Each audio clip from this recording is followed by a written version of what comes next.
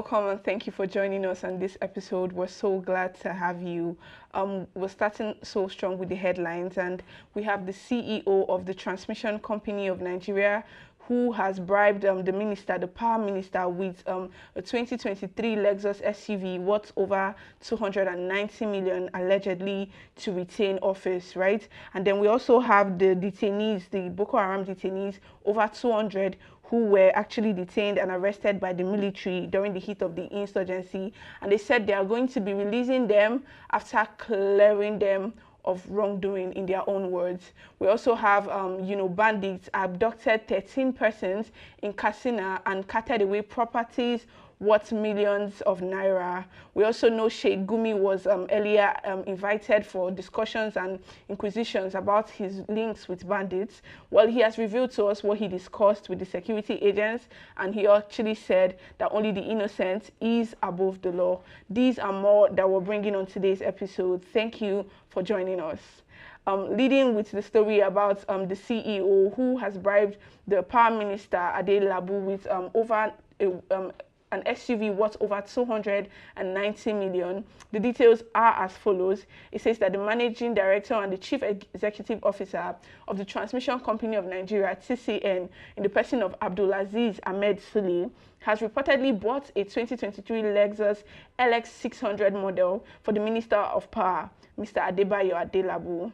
The SUV was procured for 298,444,187 naira, right? The sources actually reported that Sule bought this vehicle from the internally generated revenue of the company to bribe the minister to ensure that our chief Bola Tinubu does not remove him from office. Well, how interesting. He also said that documents exclusively obtained show that the vehicle, with chassis number JTJP-BACX 6P430-26917, was procured from the Kano Motors Nigeria Limited, and it was through a contract dated 17th of January 2024 under the heading of procurement of vehicles for management staff.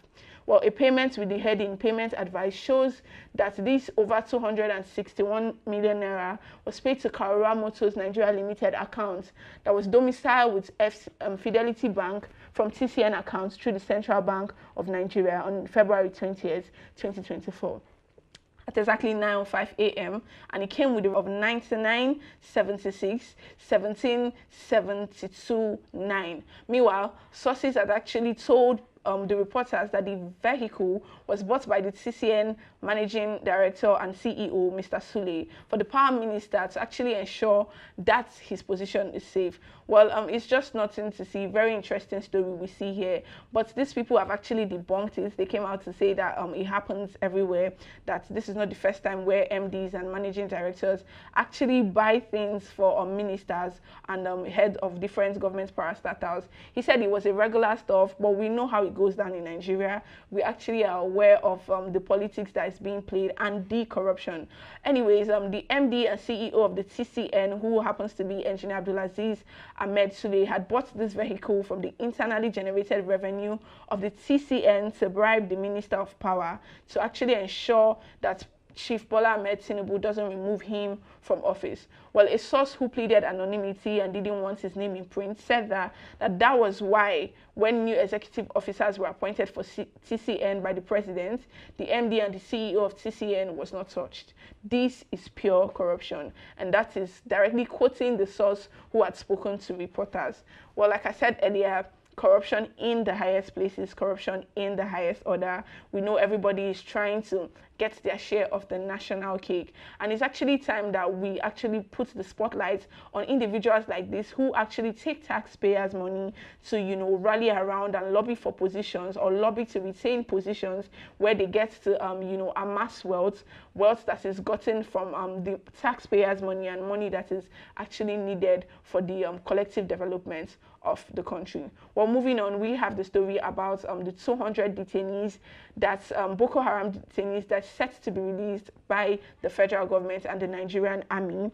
The Nigerian army is set to release more than 200 suspected bandits who were detained over Boko Haram terrorist activities.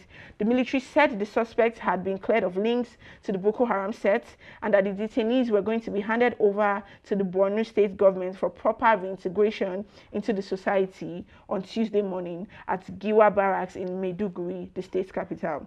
The detainees were arrested by the military in the heat of insurgency, and not fewer than 200 cleared, in their own words. Boko Haram suspects are about to be released. Well, we don't know on what basis are they going to be released, but they said, and in their wisdom and in their intelligence, that they have been cleared of any form of wrongdoing, and they were arrested in the heat of the insurgency, and that they have no bearing to the Islamic sect, which is Boko Haram, that is necessary, or rather that is responsible for all the banditry and all the kidnappings that had plagued the Northeast and the North in general. Well, we actually hope to see how that turns out, because we don't know on what basis that they are being cleared, because I mean, they say they are releasing them and that they found them not guilty of association with the Islamic sect, and that is just very interesting to see, because I mean, the bandits and the banditry is rising on a daily, and we get to see some group of people being released.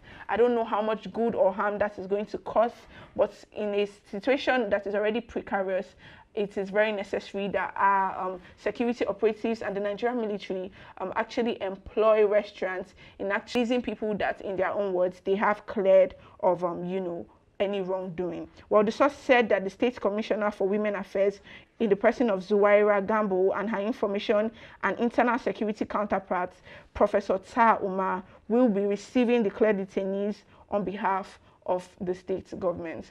Well, speaking of banditry and speaking of kidnapping, we have the situation going on where we know that 137 students out of 287 have been released by the bandits, and we don't know under what terms, and the media has been agog over the past few days and past few hours, trying to know on what terms did they secure the release of the kidnapped students. Well, we have a video from the governor of Kaduna State, in the person of Governor Ubasani, speaking to newsmen on Arise TV, that is the mainstream media, and talking about that they were not paid and that he believes the armed forces.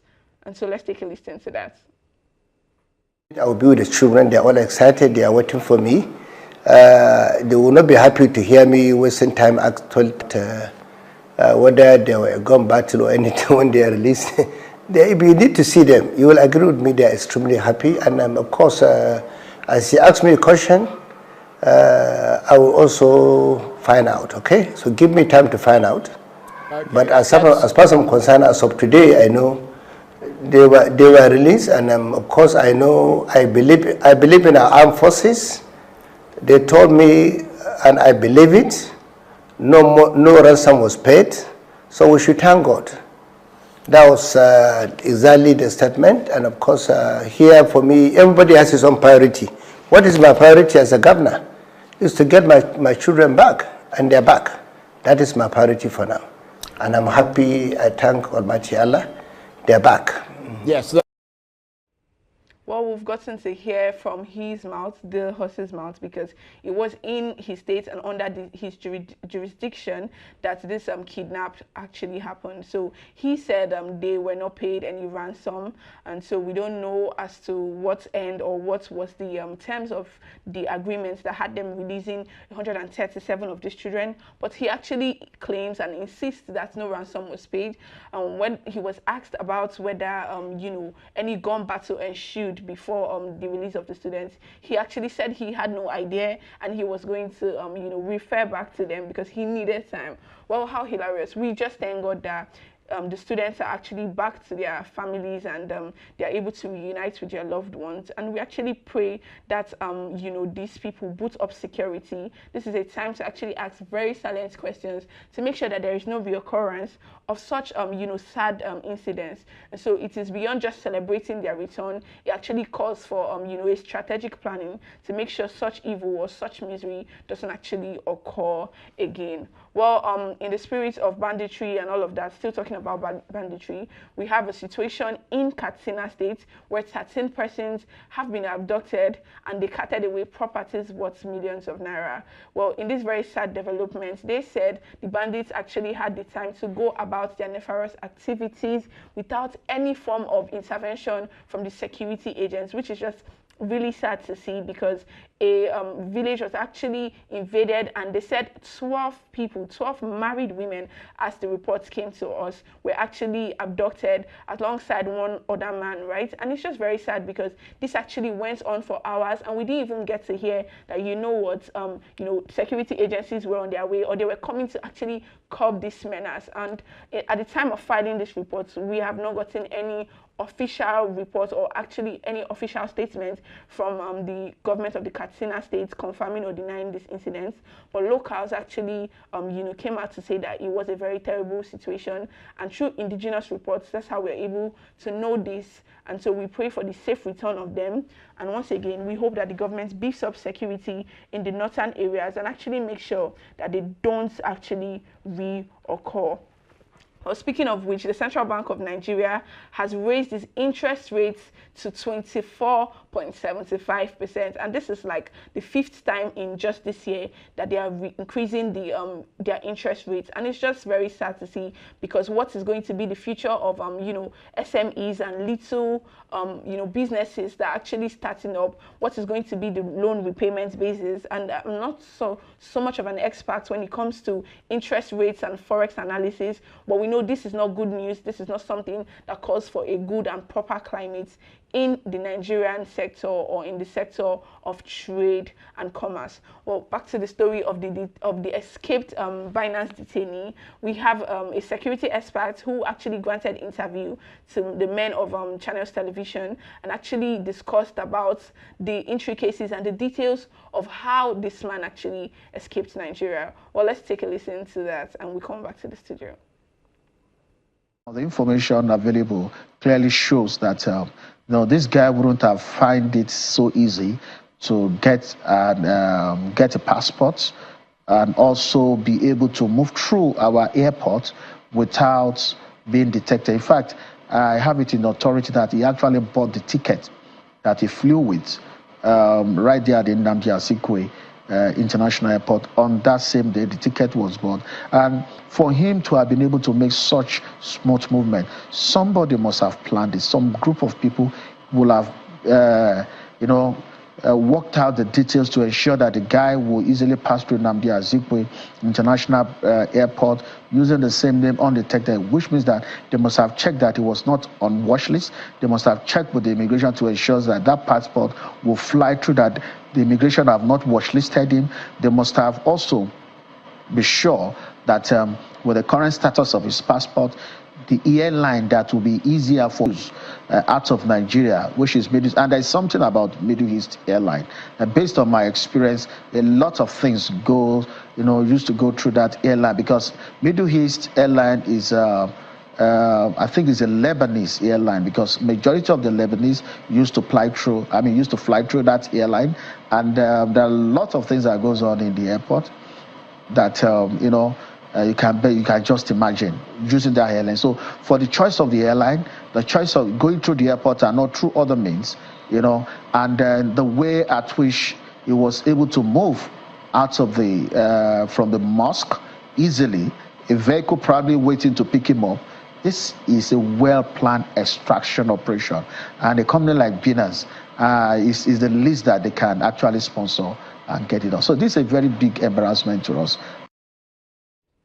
Well, we've heard from him, another security expert, actually, supporting the claims and actually admitting to the claims that it takes an insider job for someone who is, lawfully detained in a country as large as Nigeria to actually exonerate himself or extract himself without the proper notice of the authorities. So we implore the NSA and all security agencies to swing into action and not just come out to tell us various things. We need to actually see actions and see efforts on their end to make sure that they extradite this man to Nigeria and he faces whatever charges that are being leveled against him, right? Because this is something very embarrassing to the Nigerian government to have somebody that you claim is a terrorism financier, to actually have him in detention, and all of a sudden somebody just leaves without any proper or valid explanation as to who aided him and how he was able to leave the country. So it's just a very embarrassing one for Nigeria.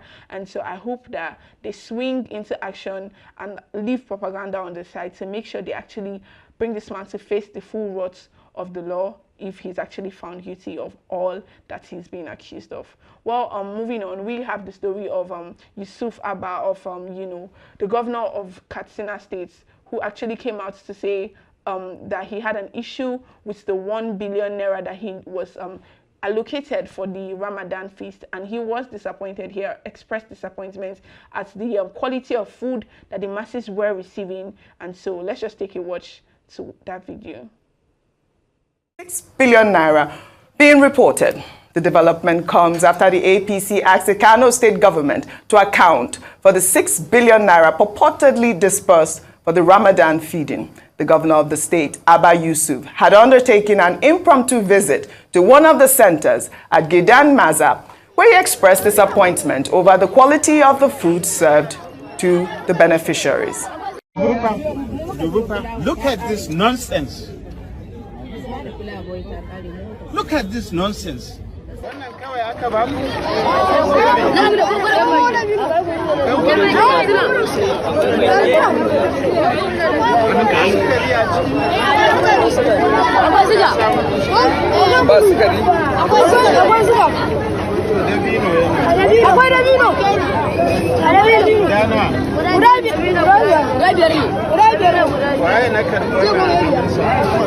All right, over 1 billion naira earmarked for that feeding of Ramadan feeding. But proactive governor, he went out there and he did see that, the children were, that rice had no stew or meat. And I thought it was good that he was able to catch that.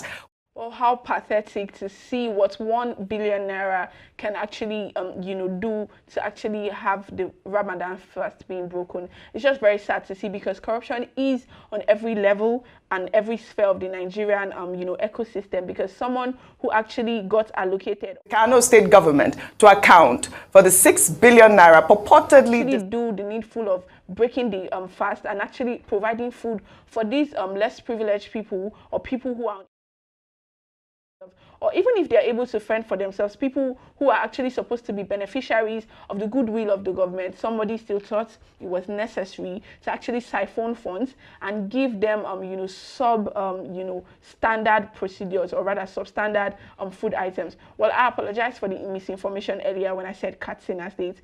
I meant Kano State, and the governor actually rightly was very angry because he understands that this was actually some form of corruption, because someone got that money but did not disperse it properly, or even if they did, somebody just thought it was necessary to provide substandard, services to the country and to the state. Well, it's just very sad to see. But well, we've come to the end of this live stream, and thank you for joining us. Before I actually go, it is actually expedient that I bring forward to you the Obidient Family Cooperative. It is a cooperative that is meant to cater to needs of production rather than consumption, like His Excellency P2B has always said. We need to move from consumption to production, and that's the only way for us to see sustainable growth and development in Nigeria. So on the screen is the video of the fishing facilities. It is an agro-aligned project, and it has been registered in different local governments. And so just follow the description link and join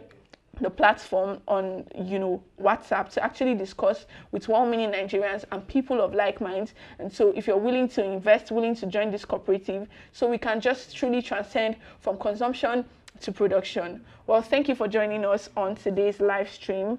And before I go, the only thing you can do for us is to endeavor to like, subscribe, and drop a comment, drop a thumbs up, and share this video to other well-meaning Nigerians, because that's the most that you can do for us.